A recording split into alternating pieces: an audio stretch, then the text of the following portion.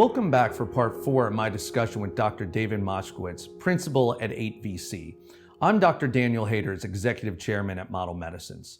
David, for part 4 of our discussion, I want to close the loop and talk about how you see the future of AI in drug discovery unfolding, and then zoom out even further and think about AI and machine learning in the pharmaceutical sector writ large. But before we get there, let's start with the first question first.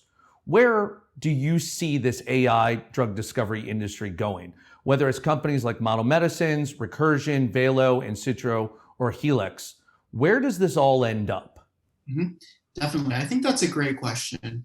Well, for starters, I'll tell you, at least in my perspective, there's actually been a relatively significant misunderstanding that's come to the forefront that I think is starting to be resolved, but certainly in the early days of the interface between AI and biology, I think a lot of people were of the perspective that the best application was to just do more faster. How do you widen the search net?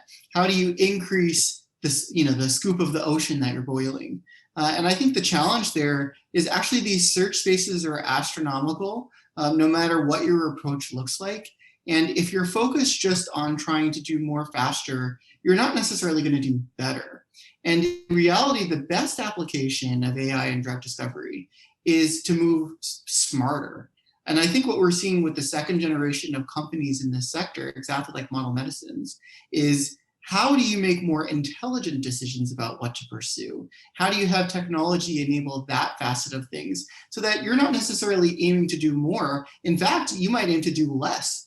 But the decisions that you're making about what to pursue and evaluate and assay are informed by your AI under the hood, such that you know that the whole thing will move faster because you're making more optimized decisions at each juncture.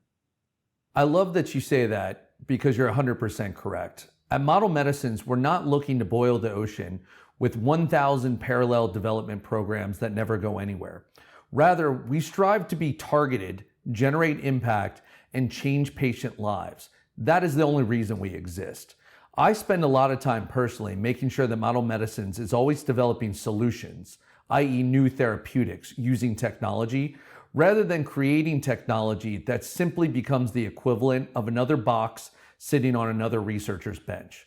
Boxes are ultimately simply tools. Some of them work better than others, but ultimately they don't fundamentally change the time scale or the cost scale to bring drugs from concept to patients and cure disease. At Model Medicines, we do not create technology for the sake of technology, but rather we create technology for the sake of creating solutions for patients. Solutions that literally give patients more time, quality of life, and potentially even happiness. I'm interested in your perspective about technology that is a tool that may allow you to do something faster versus technology that is a platform and can change business models. I think that's a terrific question. And it's something that we think a lot about because, as you can imagine, we deal very often with academic scientists who are part of our network, who in many cases have great pieces of technology, but it's unclear exactly what the applications are. I will say, I do think the tides are shifting, especially as you noted with areas like personalized medicine. So I'll give you an example elsewhere in our portfolio outside of therapeutics entirely. So we have a company that we led the investment in about a year ago called Unlearn, which is focused on what they call digital twins.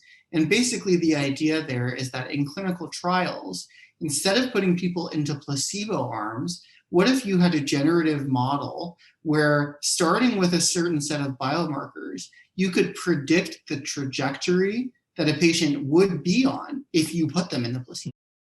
Because as you can imagine, at this point, decades of historical placebo data that we can use to train these kinds of models.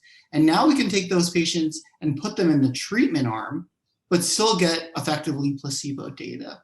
And so I think that's a beautiful example of how we can think about these next generation computational methodologies actually enabling areas of business development.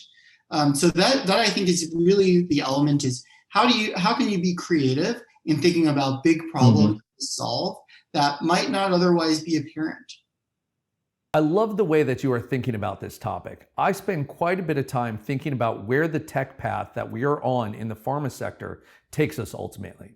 I say this without any hyperbole. I believe that the pharma industry is about to experience an AI revolution in the same way it experienced a revolution due to large molecule therapeutics in the late 70s and early 80s. That biopharma revolution fundamentally changed the way that big pharma worked and the way that big pharma looked. Startups launched during that time are so ingrained in the pharma industry today that they usurped and replaced many legacy pharma companies to take their place in the top 10 or top 25 multinational strategic pharmaceutical companies in the world, alongside the Pfizers, the Mercks, and the J&Js. Some of those biopharma startups were also purchased by the old school pharmaceutical strategics, bringing new DNA that refreshed those companies and revitalized them with new ways of thinking and doing business. With that context, what do you think about a potential future world 10, 15 years out from today, where we see vertically integrated digital-first pharmaceutical companies that combine what we're doing at Model Medicines with companies and technologies like you just mentioned, which utilize AI in clinical trials and post-approval real-world evidence, data analysis, for example? Can you see a future where these AI-driven, software-driven, vertically integrated pharmaceutical companies take their place in the top 25 and top 10 pharmaceutical companies in the world in the near future? Yeah, I think that's a terrific question. So I'll get to it in a second, but I actually want to take a step back. And I want to talk about just the general macro for new biotechs.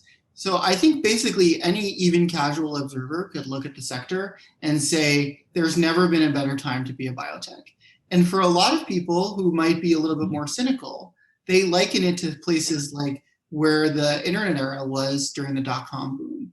And they say, well, the prices are crazy in private markets and in the public markets, and it's all a bubble, and things are going to collapse. I actually think that's all wrong.